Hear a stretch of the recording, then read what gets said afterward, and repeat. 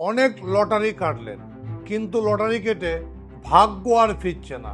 তাই আজকে নিয়ে এলাম লটারিতে ভাগ্য ফেরানোর উপায়। লটারি আপনি কাটছেন কিন্তু ভাগ্য খুলছে না। আজকে জানুন গোপন এক টোটকা। প্রতি বৃহস্পতিবার স্নান করে হলুদ রঙের একটা পোশাক পরুন। একটা 4 ইঞ্চি বাই 4 ইঞ্চি হলুদ কাগজে আপনার নামটি লিখে এবং তার নিচে লিখুন লটারি প্রাপ্তি চাই। এটাকে ফোল্ড করে আপনার পার্সে অর্থাৎ মানি ব্যাগে রাখুন। লটারির টিকিট কাটার আগে ওম শ্রীম মহালক্ষ্মী নমঃ 11 বার জপ করুন এবং 11 বার টিকিটটিতে হাত দেন, স্পর্শ করুন। তারপর টিকিটটিকে কালেক্ট করুন। মনে রাখবেন, টিকিটটি কখনোই ভাঁজ করে রাখবেন না।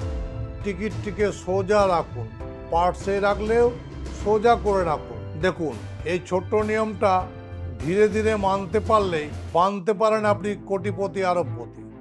খুলতে পারে আপনার বন্ধ ভাগ্যের চাবি, পেতে পারেন আপনি একটা বিরাট অঙ্কের অর্থ।